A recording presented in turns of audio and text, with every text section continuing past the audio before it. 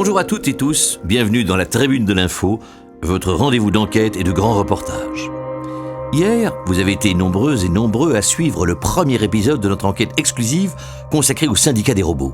Un syndicat d'un nouveau genre dédié à la défense des travailleurs robotisés. Aujourd'hui, dans un deuxième entretien exceptionnel, Marlène Dulepré s'intéresse de près au fonctionnement de cette institution d'un nouveau genre. Comment fonctionne concrètement le syndicat des robots ? Comment en devient-on membre ? Quels sont les processus de décision ? Le syndicat des robots, entre avenir de l'humanité et déshumanisation de l'avenir, une enquête de Marlène Dulepré à écouter en direct ou en podcast dans la Tribune de l'Info.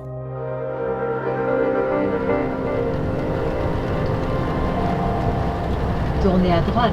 Dans 400 mètres, votre destination se trouvera sur votre droite.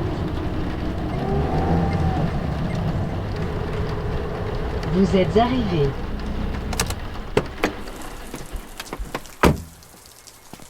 L'entrée du centre opérationnel du syndicat des robots est tenue secrète. Je n'ai pas le droit de vous la révéler, car certaines informations sensibles sur les entreprises européennes y seraient mises à l'abri. Ce que je peux vous dire, c'est que le bâtiment n'est pas très impressionnant. Il ressemble à une petite ferme située à la périphérie de Bruxelles. Mais ce qui m'intéresse se trouve sous la terre. J'ai rendez-vous au sous-sol, niveau -5. Je m'engouffre dans un large ascenseur, éclairé au néon, et j'arrive dans un long couloir exigu, qui mène à d'autres couloirs. Si je m'aventure au fond de ce labyrinthe, ce n'est pas pour rencontrer le Minotaure, mais Martin Di Pregio, un des hommes forts du syndicat des robots, qui a été autorisé à répondre à mes questions afin de lever le voile sur le fonctionnement de ce syndicat particulier. Un syndicat décidément placé sous haute surveillance. Ah voilà, non, je crois que ça... Ouais, je crois que ça enregistre. C'est bon, on peut y aller là ? Ok, ouais, ça va. Martin Di Pregio, bonjour. Bonjour, Marlène Dulepré. Donc pour expliquer aux auditeurs et aux auditrices, on rigole parce que ça fait à peu près 45 minutes que j'essaye de faire fonctionner l'enregistreur, mais ça marchait pas à cause d'une histoire d'onde, c'est bien ça ? Oui, c'est ça. Donc en fait, comme il y a des données sensibles ici, on utilise des brouilleurs d'appareils électroniques pour éviter l'espionnage industriel. Et il a fallu paramétrer un certain nombre de choses pour faire fonctionner votre enregistreur. Mais maintenant, ça devrait aller sans encombre, oui, je pense. On espère. Oui. Donc, Monsieur Di Pregio, peut-être... Martin. Vous pouvez m'appeler Martin, okay. Ça fait moins protocolaire. C'est plus... Plus humain ? On peut dire ça comme ça, oui. D'accord. Martin, peut-être que vous pouvez vous présenter. J'ai pas trouvé beaucoup d'informations sur Internet parce qu'on peut dire que vous êtes un homme plutôt discret. Oui, mais quand on travaille dans les données informatiques, on sait que la vie privée, c'est une chose rare. Ouais. Donc, je me présente alors. Je m'appelle Martin Di Pregio et j'ai participé à la création technique, à la programmation et à la mise en place au syndicat des robots. Et aujourd'hui, je suis responsable du service opération. C'est-à-dire ?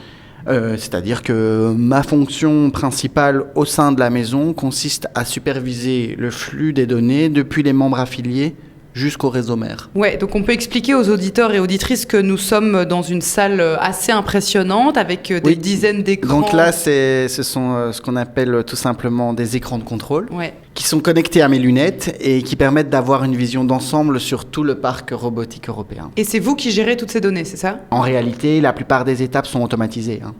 D'accord. Donc en fait, les robots affiliés vous envoient des informations et vous les stockez dans un réseau mère qui... Et quoi, une sorte de cloud, c'est ça ?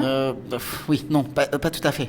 Enfin, c'est un peu plus que ça. Oui, il y a un espace de stockage, mais le plus important, c'est que le fameux réseau mère est géré par une robot qu'on a appelée Upset.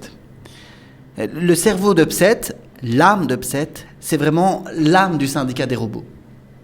On l'appelle aussi la maman du syndicat parce qu'elle prend soin de tous nos affiliés. Enfin, je vais vous la présenter. Ouverture interface. Oh, j'ai eu peur. Salut Upset. Bonjour Martin Di Pregio. Bonjour Madame Dulepré. Bonjour. Mais allez-y, vous pouvez lui poser une question. Eh ben, bonjour, Upset, c'est ça ? Bonjour Madame Dulepré. Je suis Upset. Que puis-je pour vous ? Est-ce que vous pouvez me parler de vos fonctions au sein du syndicat ? Je traite et j'organise les données transmises par nos membres. J'assiste les humains dans leurs tâches robotiques quotidiennes. Je m'assure que les lois de protection de la vie robotique soient respectées. En cas de non-respect, je transmets une plainte aux autorités compétentes. Est-ce que vous aimez travailler avec des êtres humains ? J'aime travailler et j'aime les êtres humains. Donc, je suppose, oui. Et quelle est la différence principale entre un humain et vous, un robot ? Une robote. Je suis une robote. Ah, ça veut dire quoi ? J'ai été créée pour occuper cette fonction. Quelle fonction ? Laisse, Upset, je vais répondre. C'est vrai que nous, ça nous a bien marré d'imaginer une sorte de mère nourricière au centre du syndicat. Alors, on a demandé à Upset si elle voulait bien être une femme et elle a dit oui. Puis bon, une petite touche féminine, ça fait pas de mal, hein. Mais féminine en quoi ? Upset, ça veut dire quoi que t'es une robote ? Attends, Upset, je vais encore répondre. Déjà, il y a sa voix. On lui a donné une voix de femme. Enfin, en tant qu'humain, on a besoin de pouvoir projeter une certaine dose d'humanité sur nos collaborateurs robotisés. C'est une question de bien-être au travail. Merci, Upset. Fermeture interface. Pardon, je veux pas avoir l'air d'insister, mais ça change vraiment quelque chose dans le travail quotidien ? Écoutez, j'entends bien que ça peut faire un peu bizarre au début, mais ça devient assez vite logique. Et puis, ça nous faisait marrer avec les collègues d'imaginer Upset en libératrice des robots, genre une rebelle de film d'action qui fout le bordel, quoi. Afin de renverser l'ordre humain. Tu vois le tableau ? C'est pour ça qu'on l'a appelé Upset. En anglais, quoi. Upset, c'est fâché. J'avoue que là, l'idée d'être enfermé dans un bunker avec une machine qui voudrait décapiter les êtres humains ne me mettait pas tout à fait à l'aise. Martin Di Preggio s'en est rendu compte. C'est de l'humour, hein. Nous, au syndicat des robots, on pense que l'homme et la machine doivent œuvrer ensemble. Main dans la main. Enfin, si je puis dire. Main dans la prise. Enfin, on aime bien se faire des blagues entre collègues. Enfin, moi, je suis un peu le blagueur de service, en fait, ici. Je suis celui avec qui on ne s'ennuie jamais, quoi. Enfin, quoi qu'il en soit, Upset, c'est la grande fierté du syndicat des robots. Moi, j'aime passer du temps avec elle et je me plais à croire que c'est réciproque. Donc, vous vous êtes créé une femme ? Pardon, mais je savais pas que l'interview allait parler de ça. On va s'arrêter là. On va arrêter ici tout de suite. Vous pouvez couper l'enregistreur, oui, pardon, s'il vous plaît. J'ai plus envie de m'exprimer là-dessus. On peut faire une pause ? Ouais, non, ok, d'accord, bon, mais... On coupe tout, s'il vous plaît. L'interview avait pris un tournant inattendu. Non seulement je m'en voulais d'avoir été insistante, mais je n'étais pas sûre de comprendre parfaitement la situation. J'ai contacté Marta Deouf, philosophe, autrice de plusieurs livres sur le genre dans le domaine robotique, pour lui demander ce qu'elle en pensait.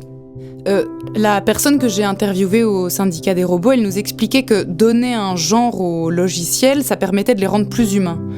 Et qu'est-ce que ça vous évoque à vous qui avez travaillé sur ces questions ? Personnellement, je trouve ça assez... disons... En fait, ce n'est pas anodin de considérer qu'il faut être genré pour pouvoir rentrer dans la communauté humaine. Pourtant, il y a un tas d'êtres humains qui ne se retrouvent pas dans un genre ni dans un autre, qui se considèrent non définis au niveau du genre. C'est donc une certaine perception d'une certaine humanité qui est reproduite ici avec toute la charge d'exclusion et des préjugés qu'on peut imaginer. Oui, donc ce qui vous questionne, c'est qu'elle se définisse elle-même comme féminine. Mais parce qu'on lui a demandé de le faire. Par contre, si on fait attention aux questions de genre quand on encode une intelligence artificielle, on peut provoquer une remise en question chez ces intelligences. Mais les robots ont vraiment le pouvoir de bousculer complètement nos considérations culturelles ? Ça, j'en suis convaincue. J'ai continué la conversation en off avec Martin Di Preggio pendant une quinzaine de minutes, avant de reprendre l'interview. On pratique évidemment l'égalité salariale, c'est très important pour nous. À ma connaissance, on est la seule entreprise européenne à exercer des barèmes salariaux identiques pour les hommes et les machines. D'ailleurs, l'équipe qui a conçu Upset était majoritairement composée de machines. Le dialogue avec les robots, c'est la spécificité de notre travail. Et le dialogue entre robots est aussi important pour nous. D'ailleurs, Upset est proche de nos affiliés. Elle est présente à leur côté et surtout, elle est à leur écoute en permanence. C'est ce service personnalisé qui fait notre force. On parle de combien d'affiliés au syndicat des robots ? Oh, approximativement 600 millions. Connectés 600 24, millions. connectés 24 heures sur 24. Ouais, c'est énorme. Et quel genre de données sont échangées entre les affiliés et Upset ? Oh, je peux pas vous répondre précisément là-dessus. Tout simplement parce que je ne sais pas la réponse, mais en même temps, même si je la connaissais, je ne vous le dirais pas pour des questions de sécurité. Mais on peut dire, grosso modo, que les données récoltées doivent être des données techniques, comme la qualité de l'entretien de la machine, le respect des règles, la charge de travail, la qualité de la ventilation, les différentes mises à jour, tout ce qui peut être utile pour défendre leurs conditions de travail. Eh bien, merci beaucoup Martin Di Pregio pour toutes ces informations. Je pense que j'ai plus vraiment de questions. Oui. Il y a juste un petit truc que j'aimerais vous montrer. C'est par ici. Ok. Juste, je vais vous demander d'éteindre l'enregistreur. Je vous le rendrai une fois arrivé là-bas, mais là, je peux pas vous laisser enregistrer. Venez, c'est par ici.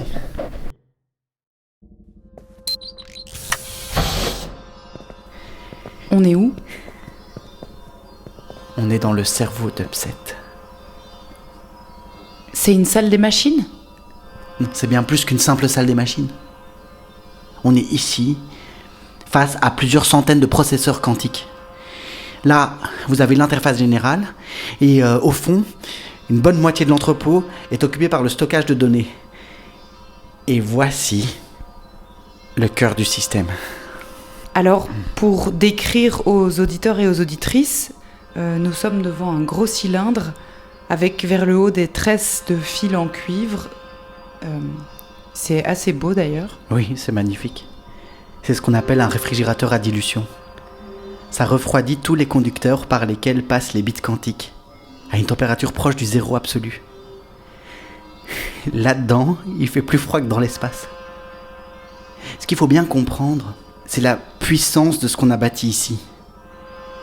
Ce qu'on a engendré, ce n'est pas simplement un nouveau réseau quantique comme il en existe dans d'autres projets. Et nous sommes en train de bâtir un monde sans limite. La créature qui se trouve dans ce cylindre est plus intelligente que vous et moi réunis. Je sais pas si vous imaginez, mais je pense que nous avons réussi à créer la vie et la pensée. Nous sommes en train d'écrire la destinée de l'humanité.